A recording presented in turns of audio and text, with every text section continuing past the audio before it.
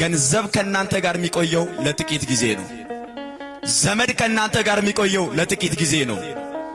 ጓደኛ ከናንተ ጋር የሚቆየው ለጥቂት ጊዜ ነው። የናንተ ጤንነት እንኳን ከናንተ ጋር የሚቆየው መቃብር እስክትገቡ ነው። ለጥቂት ጊዜ ነው። በዚህኛውም ዓለም በሚቀጥለውም ዓለም ለዘላለም የማይለየን መድኃኔዓለም ነው። እርሱን ነው መደገፍ ያለብን። እርሱን ነው መጠየቅ ያለብን። ለእርሱ ነው መገዛት ያለብን። ለእርሱ ነው መታዘዝ ያለብን።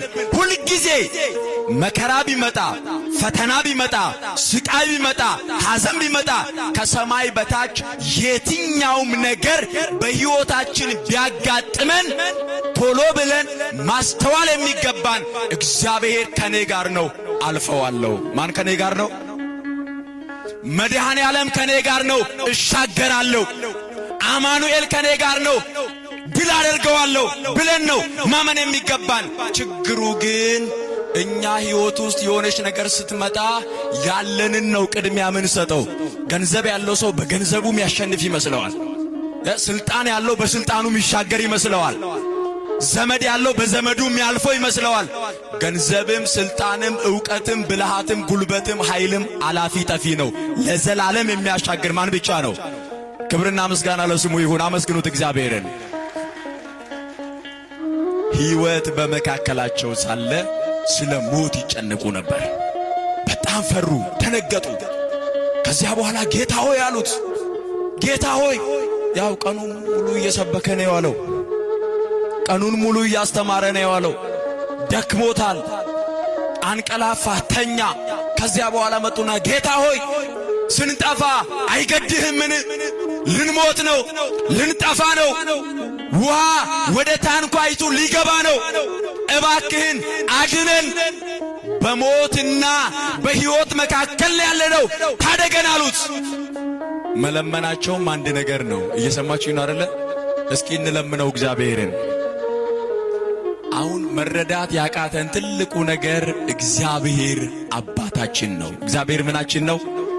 እንደ አባትነቱ ያደርግልናል። እንጠይቅኛ ስለ ጸሎት ባስተማረበት ክፍል የቅዱስ ማቴዎስ ወንጌል ምዕራፍ 7 ላይ ጌታችን ኢየሱስ ክርስቶስ ቀድሞ ካስተማረ በኋላ ለምኑ ይሰጣችሁማል፣ ፈልጉ ታገኙማላችሁ፣ መዝጊያንም አንኳኩ ይከፈትላችሁማል እያለ እያስተማረ ቆየና ከዚያ በምሳሌ ደግሞ ነገራቸው። እንደዚህ አለ፣ ከእናንተ መካከል አለ ልጁ ዓሣ ቢለምነው ለልጁ ዓሣውን በመስጠት ፈንታ ዓሣውን ትቶ ለልጁ እባብ የሚሰጥ ወላጅ አለ ወይ አለ። ኧረ በስመ አብ! የለም። እነሱ ያው የሚመገቡት ዓሣ ስለሆነ ዓሣ ነው። እስራኤል አካባቢ ባህር ዳርቻ የሚኖሩ ናቸው። በሚያውቁት ነው የነገራቸው። እስኪ እኛ ጋር እናምጣውና የምናውቀውን እናስገባ። ቀጥሎ እንደዚህ አለ፣ ልጁ ዳቦ ቢለምነው አለ ዳቦውን ትቶ ለልጁ ድንጋይ የሚሰጥ አለ ወይ አለ። አረ የለም አሉት። ዳቦ ለጠየቀ እንጀራ ለጠየቀ ልጅ እንጀራ ይሰጠዋል። ደግሞ ለዚህ ዘመን ልጅ ተለምኖ ነው የሚሰጠው እኮ። ትምህርት ቤት ሲላክ በጣም ተለምኖ ይከለከላል ወይ አለ ክርስቶስ። አረ የለም አሉ።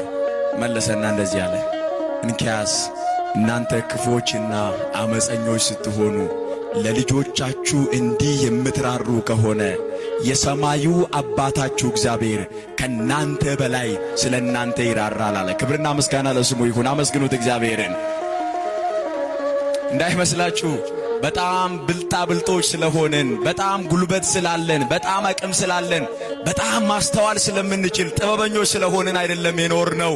የሰማዩ አባታችን ምሕረት አድርጎልን በርህራሄው ነው ዛሬ የደረስነው።